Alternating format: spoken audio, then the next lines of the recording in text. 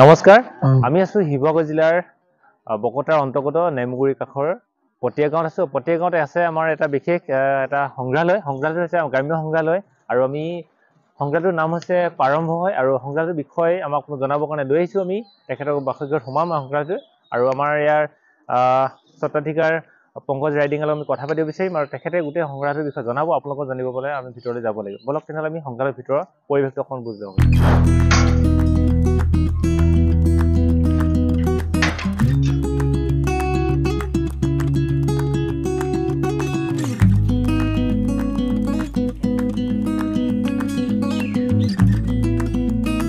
নমস্কাৰ।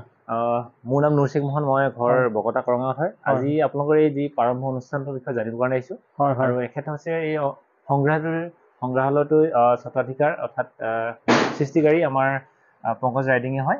তেখেতক আমি অনুৰোধ কৰিম আজি সংগ্ৰহালয়ৰ বিষয়ে কিছু জনাবৰ কাৰণে বা এই পৰিৱেশটো অকণমান দেখাবৰ কাৰণে। প্ৰথমে মই সংগ্ৰহালয় দেখুৱাৰ আগতে অকণমান জানিব বিচাৰিছোঁ যে ইয়াৰ নামটো সন্দৰ্ভত কিবা ক'ব নেকি বা অনুষ্ঠানটোৰ জন্মৰ বিষয়ে অকণমান প্ৰথমে আমি জানিব বিচাৰিছোঁ। নামটো হৈছে প্ৰাৰম্ভ, অসমীয়াত আমি প্ৰাৰম্ভ বুলি কওঁ। এইটো এটা কোনোবা এটা অনুষ্ঠান মানে জাষ্ট আৰম্ভ হৈছে, প্ৰাৰম্ভ হৈছে, জাষ্ট বিগিনিং, তেনেকৈ নামটো ৰখা হ'ল। আৰু এই অনুষ্ঠানটো জন্ম দিয়া আমি প্ৰায় দুবছৰমান হ'ল। লাষ্ট ক'ভিডৰ পাছত আমি এনেকুৱা আমি ইমান মানে হেৰিকৈ ভবা নাছিলোঁ। তথাপিতো আমাৰ যিখিনি ওচৰ অঞ্চলৰ মানুহ এইখিনি মানুহ মানে বাঁহ বেতৰ কাৰণে বহুত পাকৈত হয়। তেওঁলোকৰ এটা বহুত আমাৰ পুৰণা হেৰি আছে, এটা কুটিৰশিল্প ঐতিহ্য আছে। সেইখিনিকে আৰু অকণমান আধুনিকতা বা অকণমান নতুন ৰূপ এটা দিব চেষ্টা কৰিছিলোঁ। তেনেকেই অনুষ্ঠানটো জন্ম দিয়া হ'ল। ঠিক আছে, আমি তেনেহ'লে গৈ কথাখিনি পাতোঁ যাতে আপোনালোকে বস্তুবিলাক চাওক। প্ৰথমে আমি ৰাইডিঙৰ ককাইদেউৰ পৰা এটা কথা জানিব বিচাৰিছোঁ যে এই সংগ্ৰহালয়টোৰ প্ৰথম জন্মৰ কথা আপোনাৰ মনলৈ হঠাৎ আহিলেনে? এই বিষয়টো ধৰি লওক কেনেকৈ প্ৰথম আৰম্ভণিতে আহিলে? আজিৰ পৰা প্ৰায় 3 বছৰ আগত আমি বেংগলোৰত আছিলোঁ। আমি তাতে জীৱিকা নিৰ্বাহ কৰিছিলোঁ। মানে এটা ইণ্টাৰনেশ্যনেল কোম্পানী বুলি ক'ব লাগিব, এটা অৰ্গেনাইজেশ্যনত আমি এনেকুৱা ডিজাইনিঙৰ বিভাগতে কাম কৰি আছিলোঁ। যিহেতু মই গ্ৰেজুৱেশ্যন কৰিছিলোঁ ফাইন আৰ্টছত। তাৰপিছত মই 2 বছৰ পষ্ট গ্ৰেজুৱেটৰ কাৰণে দিল্লীত মই জোতা ডিজাইন বনাইছিলোঁ। তাৰপিছত বহুত বছৰ ধৰি বেংগলোৰত মই ৰিটেইল ডিজাইন বুলি এটা হেৰি আছে, বিভাগ আছে, যিটোত জবটোৰ নাম কয় ভিজুৱেল মাৰ্চেণ্টাইজিং। তেতিয়া ৰিটেইলটো জন্ম হৈছিল আৰু মই সেই প্ৰথম জন্ম হোৱা আৰম্ভ হওঁতেই ধৰক আমি ডিজাইনিঙৰ কামবিলাক আৰম্ভ কৰিছিলোঁ। তেনেকৈ যোৱা লকডাউনত আমি ভাবিলোঁ যে কিমান দিন বাহিৰত থাকিম, অসমলৈ গৈ নিজৰ জেগাটোত বাঁহ বেতৰ ইমান প্ৰচুৰ পৰিমাণে মেটেৰিয়েল আছে, সেইখিনিক লৈ কিবা কৰিবলৈ ভাবিছিলোঁ। তেনেকৈ আমি ৰাইডিঙৰ ককাইদেউৰ পৰা আৰু এটা কথা জানিব বিচাৰিছোঁ। আচলতে আমি যে আমাৰ বকতা অঞ্চল আমাৰ আৰু লগত আপোনালোকেও জনাব বিচাৰিছোঁ, আচলতে বকতা অঞ্চল আমাৰ বাঁহ বেতৰ এটা বিশেষ এটা চিনাকি আছে। আমাৰ বহুকেইখন গাঁও আছে, গাঁও কেৱল প্ৰধান জীৱিকা হিচাপে এই বাঁহ বেতৰ কামে কৰি জীয়াই আছে বহুকেইখন গাঁও আছে। আমি পৰৱৰ্তী সময়ত আপোনালোক দেখাবলৈ চেষ্টা কৰিম। আমি তাৰ লগতে এটা কথা জনাব বিচাৰিছোঁ যে আমাৰ অঞ্চলত প্ৰচুৰ পৰিমাণে বাঁহ উৎপাদন হয় আৰু সেয়েহে বাঁহৰ ক্ষেত্ৰত যিকোনো এটা আমি আগবাঢ়িবলৈ বা সৰুৰে পৰা আমি বাঁহৰ লগত জড়িত হোৱা বা বাঁহৰ উৎপাদন সামগ্ৰী আমি দেখি আহিছোঁ, নহয় জানো? তো তেনেকেই তেওঁলোকৰ মনত এটা চিন্তা আহিলে এই অনুষ্ঠানৰ জন্ম হ'ল। গতিকে অনুষ্ঠানটোৰ বিষয়ে আপোনালোকে জনাব গৈ থাকিম, লগতে আমাৰ চাৰিওফালৰ পৰিৱেশটো আপোনালোক দেখাই থাকিম। তাৰ লগতে আপোনালোকৰ পৰা জানিব বিচাৰিছোঁ যে অনুষ্ঠানটো গঢ়োতে বা ইয়াৰ বস্তুবিলাক সংগ্ৰহ কৰোঁতে আপোনাৰ কেনেকুৱা ধৰণৰ মানে পদক্ষেপ লৈছে বা আপুনি নিজে কি বনাইছে বা আপোনাৰ সহযোগী কোন আছে বা ইয়াৰ আৰ্হিবিলাক ক'ৰ পৰা সংগ্ৰহ কৰে আপুনি? এইটো সম্পূৰ্ণ মানে এই সংগ্ৰহালয় বুলি নহয় আৰু এই গোটেইখিনি আমাৰ ইয়াতে সৃষ্টি কৰা বুলি ক'ব পাৰি। মেইনলি মই আপোনাক ক'ম বাৰু বহলভাৱে কি বিভাগত আমি কাম কৰিছোঁ। আৰু আমাৰ ওচৰে পাজৰে যিখিনি মানুহে পাচি বনায়, মুহা বনায়, জাপি বনায়, তেওঁলোকৰ পৰা কিছুমান বস্তু যিখিনি আমি সচৰাচৰ দেখোঁ বজাৰত, সেই তেনেকুৱা কিছুমান বস্তু আমি ওচৰৰ পৰা গাঁও মানুহৰ পৰা কালেক্ট কৰোঁ। তেওঁলোকেও এটা মানে আৰ্থিক জীৱিকাৰ কাৰণে সহায় হয় আৰু সেই বস্তুটোকে ডাইৰেক্ট আনি পিনে আকৌ আমি তাত কিবা নতুনতা দিব বিচাৰোঁ। আৰু আমি কেইবাটা বিভক্ত কৰিব পাৰোঁ। মই যিহেতু স্কাল্পচাৰ ডিপাৰ্টমেণ্টৰ পৰা গ্ৰেজুৱেশ্যন কৰা, তেনেকৈ পঢ়া, মই সেইটো কাৰণে আপোনালোকে দেখিছে ভাস্কৰ্য বহুত আছে।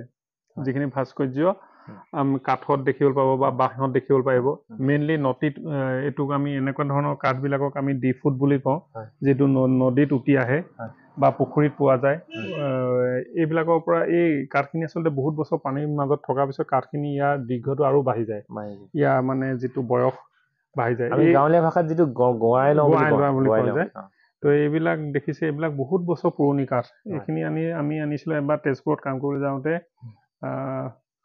এখন নদীৰ পৰা জীয়াভৰলী নদীৰ পৰা তো এইবিলাক আনি এনেকৈ ভাস্কৰ্য বনাওঁ বা ওচৰতে পালেও আমি সেইখিনি লৈ ভাস্কৰ্য বনাওঁ তাৰপিছত আমাৰ যিখিনি খেতি কৰা সঁজুলি সেইবিলাকক লৈ আমি কাম কৰোঁ সৰু সৰুকৈ বনাওঁ যাতে সৰু সৰু ল'ৰা ছোৱালী বা স্কুল কলেজত ল'ৰা ছোৱালীবিলাকক দেখাব পাৰে আৰু এটা কয় আমি নেচাৰেল শ্বেপ বুলি কয় যিটো মানে ইংলিছত হেৰি লিভিং এজ বুলি কয় আমি আমাৰ যিবিলাক সোফা ডাইনিং টেবুল এইবিলাকৰ নেচাৰেলে যিটো শ্বেপ দিয়ে তাক লৈ আমি কামটো কৰোঁ বেছিভাগে ইক' ফ্ৰেণ্ডলি বা নেচাৰেলৰ ওপৰত কামবিলাক দেখিব আপোনালোকে বাঁহ আৰু কাঠৰ দুইটাৰ ওপৰত কাম কৰা ইয়াত সকলো এইটো হৈছে এটা মানে ডিজাইনিং ষ্টুডিঅ' হয় ইয়াত যিকোনো ডিজাইনৰ চলিউশ্যন কৰা হয় আপুনি যদি কিবা এখন ৱাল দিয়ে বা কিবা এটা মোক ডিজাইনিঙৰ বিষয় তেতিয়া আমি চেষ্টা কৰোঁ যে সেইটো কেনেকৈ আমি মানে সেইটো হেৰি কৰিব চলিউশ্যন কৰিব পাৰোঁ ইয়াত সকলো মেটেৰিয়েল আছে যেনেকৈ মেটেল আছে কাঠ আছে বাঁহ আছে কেমিকেলো আছে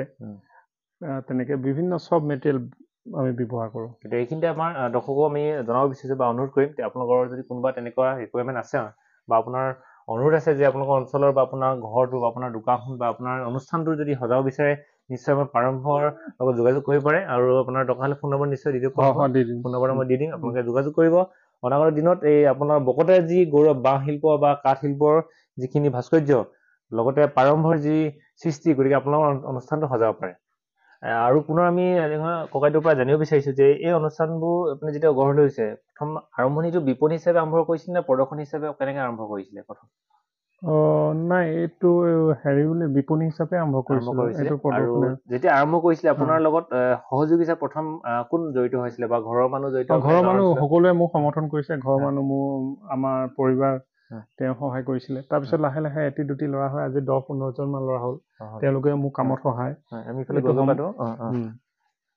তাৰপিছত এতিয়া আপোনাৰ যিটো বিপণী ক্ষেত্ৰত দেখিছোঁ যথেষ্ট বস্তু ইয়াত উৎপাদন সামগ্ৰী বা দেখিছোঁ ইয়াত বহুত ধৰণৰ জাপি দেখিছোঁ বা একেটা সামগ্ৰীয়ে বহুতকেইটা দেখিছোঁ বা এনেকুৱা যদি অৰ্ডাৰ আহে আপোনালোকক কাম কৰিবৰ কাৰণে সহযোগী হিচাপে স্থানীয় লোকে জড়িত হৈছে তেনেকৈ কিমানজন ব্যক্তি আপোনালোকৰ জড়িত হৈ আছে আমি প্ৰায় 15জন মান মানুহ আমি আমাৰ লগত জড়িত হৈছে তেওঁলোক সদায় আহে সদায় কাম কৰে গতিকে এইটো এটা আমি প্ৰাৰম্ভিক অনুষ্ঠানটোক লৈ গৌৰৱ কৰিব পাৰোঁ কাৰণ কেলে তেখেতে নিজে এটা স্বাৱলম্বী হোৱা উপৰিও নিশ্চয় স্বাৱলম্বী হৈছে স্বাৱলম্বী হোৱা উপৰিও স্থানীয় এই শিল্পৰ লগত জড়িত 15জন ব্যক্তিক লগতে স্থানীয় বাঁহ শিল্পৰ উৎপাদন সামগ্ৰী হওক বিভিন্ন ব্যক্তিক জীৱিকা পথ দেখাব পৰা প্ৰাৰম্ভিক অনুষ্ঠানটোক লৈ সঁচাকৈ আমি বকতাবাসী গৌৰৱ কৰিব পাৰোঁ একেবাৰে আমাৰ কাষৰীয়া অনুষ্ঠান গতিকে আপোনালোকে সম্ভৱ হ'লে চাবলৈ আহক অনুষ্ঠানটো খুব সুন্দৰ এটা অনুষ্ঠান লগতে আপোনাৰ প্ৰয়োজনীয়খিনি ইয়াৰ পৰা লৈ আপোনাৰ ঘৰটো বা অনুষ্ঠানটো সজাব পাৰে গতিকে আৰু ইয়াৰ জন্মৰ লগত জড়িত বা অনুষ্ঠানৰ লগত জড়িত বিশেষ কিবা আপোনাৰ ঘটনা আছে নেকি বা ক'বলগীয়া বিষয় আছে নেকি ভাবে নেকি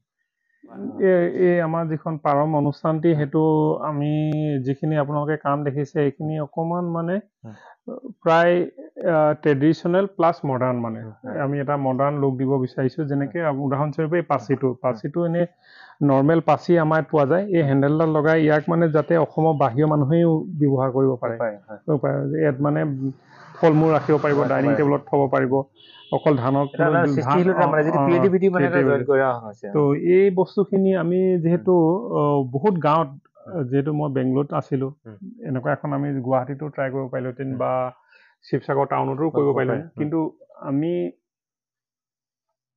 সেইবিলাক একচুৱেলি আমি ভবাও নাছিলোঁ যে আমি কিবা এটা গাঁৱত খুলিলে কিবা এটা বেছি ভাল হ'ব কিন্তু গাঁৱত খোলাৰ কাৰণে বহুত ভাল হ'ল এইটো কাৰণে ভাল হ'ল গাঁৱৰ ওচৰৰ মানুহৰ পৰা দূৰ টাউনৰ মানুহলৈকে ইমান গাঁৱতনো কি বস্তু হৈছে সেইটো এটা মানুহৰ প্ৰতি এটা মানে হেৰি এটা জন্মিলে কিনো বনাইছে চাবলৈ উৎসুকতা আহিলে সেই তেনেদৰে আমাৰ শিৱসাগৰ এডমিনিষ্ট্ৰেশ্যনৰ পৰা বহুতখিনি মানুহ আহিলে তেওঁলোকে আমাক যথেষ্ট উৎসাহিত কৰিলে মেণ্টেলি উৎসাহিত কৰিলে আৰ্থিকভাৱে মই ক'বলৈ যোৱা নাই তাৰপিছত তেনেকৈ আমাৰ বহুত মানে গণ্যমান্য ব্যক্তি যেনেকৈ ভাস্কৰজ্যোতি মহন্ত আৰু এতিয়া বহুত আমাৰ পলিটিচিয়ান বহুত তেওঁলোকো আহিলে তেওঁলোকে আহি মোক বহুত উৎসাহিত দিলে তো মই এটা ভাবোঁ কি এই বস্তুখিনি সফলতাৰ মতে আমি যে গাঁৱত খুলিলোঁ গাঁৱৰ পৰিৱেশটো ভাল আৰু মানুহে কেতিয়া আজিকালি টাউনৰ পৰা এদিন ফুৰিবলৈ আহি গাঁৱত ভাল পায় তো মই ভাবোঁ এই গাঁৱত খোলাৰ কাৰণে অকণমান বেছি ভাল হ'ল নেকি। ভাল হৈছে।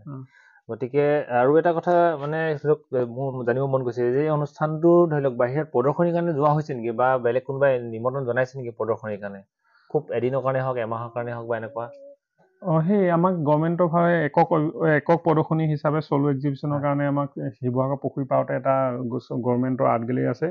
তাক আমাৰ এক্সিবিশ্যন প্লাছ চেল মানে এক্সিবিশ্যনো কৰিব পাৰিম প্ৰদৰ্শনীও কৰিব পাৰিম আৰু বিক্ৰীও কৰিব পাৰিম। তেনেকৈ প্ৰায় আমি এমাহৰ কাৰণে দিছিলে, কিন্তু আমাৰ পাৰফৰ্মেঞ্চটো ভাল পোৱাৰ কাৰণে আমি প্ৰায় 8 মাহমান তাত থাকিলোঁ। আৰু তাত আমাৰ যথেষ্টখিনি বিক্ৰী বাৰ্তা ভাল হৈছিলে, প্ৰচাৰো ভাল হৈছিলে। আৰু কেতিয়াবা মোক বহুতে কয় এক্সিবিশ্যন আছে, এনেই কেতিয়াবা মৰমত বা সৰু সৰু ল'ৰা ছোৱালীক দেখাবলৈ আমি কেতিয়াবা এনেই কৰোঁ, কিন্তু এনেই নৰ্মেলি য'তে ত'তে যাবলৈ আমাৰ অলপ অসুবিধা হয়। আমি ঘৰতে যিহেতু প্ৰডাকশ্যনৰ কামটো আৰম্ভ কৰিছোঁ, মই থাকিব লাগে, সেইটো কাৰণে জেনেৰেলি যোৱা নহয় আৰু। গতিকে আমি আপোনালোকৰ পৰা এটা বা উপদেশ হিচাপে বা আমাৰ দৰ্শকসকলক বা আমি নৱপ্ৰজন্মক যিসকলে এইবিলাকৰ প্ৰতি আকৃষ্ট তেওঁলোকৰ প্ৰতি আপুনি কি মানে উপদেশ দিব যে এইবিলাক সংগ্ৰহৰ ক্ষেত্ৰত বা অনুষ্ঠান এইবিলাকত জড়িত ক্ষেত্ৰত বা আপুনি কি উপদেশ দিব বা ভাল বিষয়টো কিবা ক'ব নেকি?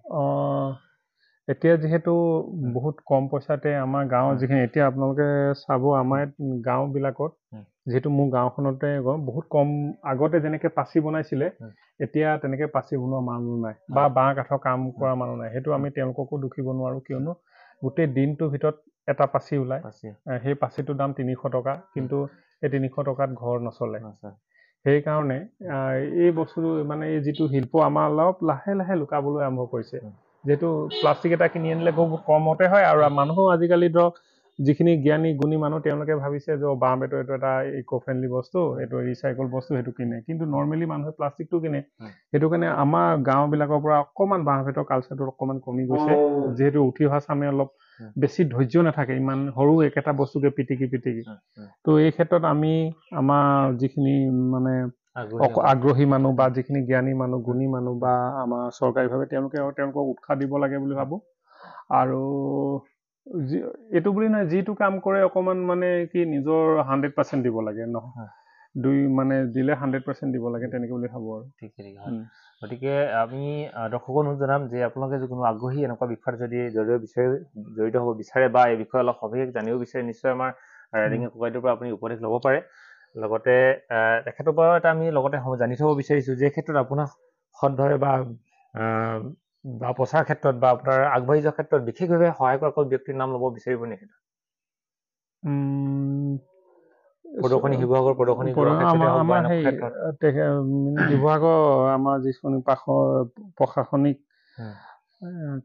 আমাৰ প্ৰশাসনিক অফিচ বুলি ক'ব লাগিব, আমাৰ তাত এতিয়া তেখেতৰ এসময় আমাৰ উপায়ুক্ত অফিচ, এসময় DDC আছিল বিতুপন ছাৰ, আমাৰ DC ছাৰ, তেনেকৈ তেওঁলোকে মোক বহুত উৎসাহিত কৰিলে আৰু বহুত সুবিধা দিলে বা মেণ্টেলি অকণমান পাৱাৰ দিলে যে এইটো এটা ভাল কাম কৰিছ আৰু কৰিবলৈ উৎসাহ দিলে। তো তেনেকৈ ক'বলৈ আৰু বহুতেই আছে, বহুত দূৰৰ পৰা মানুহ আহিলে, এতিয়া চবৰে নাম ক'লে কাৰোবাৰ থাকি গ'লে আকৌ বেয়া হ'ব। গতিকে ইয়াতে আপোনাৰ গ্ৰাহক হিচাপে বুলি কৈছোঁ বা বিপণীত মানে প্ৰদৰ্শক চাবৰ কাৰণে বা কিনিবৰ কাৰণে কোন ঠাইৰ পৰা মানুহ আহিছে বা দূৰৰ পৰা হ'লে বিশেষ ঠাই বা আপোনাৰ বিদেশৰ পৰা বহুতখিনি আমাৰ ইয়ালৈ আহিলে, অষ্ট্ৰেলিয়াৰ পৰা আহিলে, নেদাৰলেণ্ডৰ পৰা আহিলে। তো তেতিয়া শিৱসাগৰলৈ যদি কোনোবা আহে, বহুতে শিৱসাগৰ টাউনত থকাতকৈ আমাৰ গাঁৱৰ ফালে কেতিয়াবা আহিব বিচাৰে খেতি পথাৰ চাবলৈ। তো তেওঁলোকে আহি বহুত দেৰি থাকিলে, বহুত উৎসাহিত কৰিলে। আৰু ভাৰত মুম্বাই বেংগলোৰ এনেকুৱা বিভিন্ন ঠাইৰ পৰা আহিলে। আপোনাৰ সম্পূৰ্ণ ধৰি লওক ইয়াত যিহেতু বিষয়টোৰ ওপৰত আগবাঢ়ি বা এইটো আপুনি জীৱিকা পথ হিচাপে ল'ব পৰা এটা বিষয় নহয় জানো? গতিকে আমি নৱপ্ৰজন্মক বা আমি আগ্ৰহীসকলক বা এই বিষয়ৰ লগত ওচৰত থকা অনুষ্ঠানৰ লগত জড়িত ব্যক্তিসকলক আমি নিশ্চয় আমি অনুৰোধ কৰিব পাৰোঁ যে এই বিষয়টো জীৱিকা হিচাপে ল'ব পাৰে নিশ্চয় অনাগত দিনত, বা এই বিষয়টো আমাৰ ভৱিষ্যতৰ এটা অঞ্চলটোৰ বা অসমৰ বা লগতে আমাৰ গ্ৰাম্য অঞ্চলৰ এটা আৰ্থিকভাৱে উন্নত হোৱাৰ এটা প্ৰক্ৰিয়া হ'ব পাৰিলে নিশ্চয় ভাবিব পাৰোঁ। এইটো আছে, বহুত সম্ভাৱনা। এতিয়া বাঁহ যিহেতু গোটেই ৱৰ্ল্ডতে বাঁহৰ প্ৰতি এটা দুৰ্বলতা হৈ গৈছে, আৰু যিহেতু আমি লাহে লাহে চব ইক' ফ্ৰেণ্ডলি বস্তু ব্যৱহাৰ কৰিছোঁ, তো বাঁহটো এনেকুৱা এটা বস্তু খুব সোনকালে গ্ৰ' হয়, সোনকালে বাঢ়ে। আৰু বাঁহটো সেইটো কাৰণে মানে আমি বহুত সৌভাগ্যৱান বুলি ক'ব লাগিব আমাৰ এইখিনি অঞ্চল, যিহেতু বাঁহ আমাৰ বহুত আছে। বাঁহৰ কথা আৰু এটা মনলৈ প্ৰশ্ন আহি গৈছে যে আমাৰ অঞ্চলৰ বাঁহতকৈ অন্য অঞ্চলৰ বাঁহৰ পাৰ্থক্য কিবা আছে নেকি বা ইয়াত ভাল কিবা আছে নেকি আমাৰ গুণ নাগুণ বাঁহবিলাকৰ? আমাৰ চাবলৈ গ'লে নৰ্থ ইষ্টত ত্ৰিপুৰাত আৰু অসমতে তাতকৈ বাঁহ পায় আৰু বাকীটো আমাৰ ভাৰতৰ বহুত কম জেগাতহে বাঁহ পায়। সেইটো হিচাপত কিছুমান বাঁহ আমাৰ ভাল আৰু কিছুমান বাঁহ বেলেগ ত্ৰিপুৰাত ভাল পায়। সেইটো মানে কোনটো কামক লৈ আচলতে ডিপেণ্ড কৰে। কোনোবা এটা পাচি বনাবলৈ আমাৰ বাঁহটো ভাল হয় আৰু তেওঁলোকৰ কিন্তু বেলেগ এটা কামত বাঁহী এটা বনাবলৈ তেওঁলোকৰ বাঁহটো ভাল হয়। সেইটো ডিপেণ্ড কৰে কোনটো প্ৰডাক্টৰ কাৰণে বাঁহটো ব্যৱহাৰ কৰিব লাগে। হয়, গতিকে আমি পংকজ ৰাইডিঙে ককাইদেউক ধন্যবাদ জনাইছোঁ যে সুন্দৰ অনুষ্ঠানটো গঢ় দিয়াৰ কাৰণে, লগতে এই অনুষ্ঠানটোৰ গোটেই আনুষংগিক কথাখিনি আমাক জনাই দিয়াৰ কাৰণে, আপোনালোকে অনুষ্ঠানটোৰ বিষয়ে জানিবলৈ পাই কেনেকুৱা লাগিলে আমাক কমেণ্ট কৰি জনাব নাপাহৰিব। লগতে আপোনাৰ অঞ্চলত যদি এনেকুৱা অনুষ্ঠান আছে বা এই অনুষ্ঠান যদি চাবলৈ আহিছে নিশ্চয় যোগাযোগ কৰিব পাৰে, এখেতৰ নাম্বাৰটো যিহেতু দিয়া আছে আৰু গতিকে আপোনালোকক ধন্যবাদ জনাইছোঁ। লগতে আপোনালোকক ধন্যবাদ জনাইছোঁ। আপোনালোকে আহিলে যে ইমান হেৰি কৰি আমাক উৎসাহ দিবলৈ বহুত বহুত ধন্যবাদ। ঠিক আছে, ধন্যবাদ।